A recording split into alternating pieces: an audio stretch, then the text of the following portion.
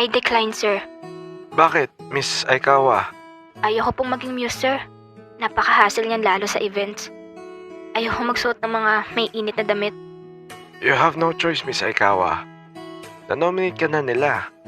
Hilingin mo na lang sana na hindi sila mag-vote sa'yo. At nanalo siya. Shit, nakatitig siya sa akin. Parang niya ako papatayin. Takot na takot ako nun sa kanya at kinakabahan ako baka matagpuan na lang ako sa tabing kalsada.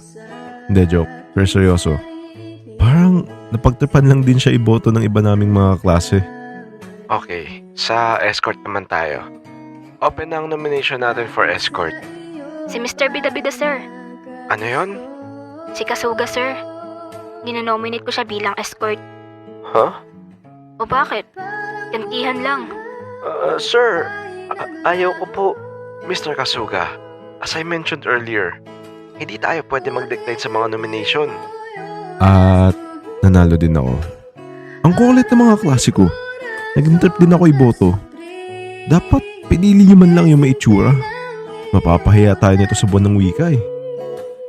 Okay, class dismissed. Hoy, ano yun? Anong ano? Bakit mo ko ninominate bilang muse? Ninominate mo din naman ako bilang escort Gusto mong stapler ko bibig mo? Di ba sinabi ko na sa'yo kanina ayaw kong ng kahit anong position sa classroom? Sorry. Tapos ngayon nagsusorry ka? Nantitrip ka ba? Trip mo ba ako? Hindi. Pinoto mo akong muse tas di mo ako trip? Ano? Wait, hindi yun yung ibig ko sabihin. Weirdo. Huwag mo na ulit akong kakausapin. At huwag ka na dinuupo dito sa upuan ko. Ayos. Buti na lang di ako kinotongan. Pagkawi na pagkawi ko nung dumiretso kagad ako sa computer ko para tingnan ko nag-chat ba sa akin si Kimiko.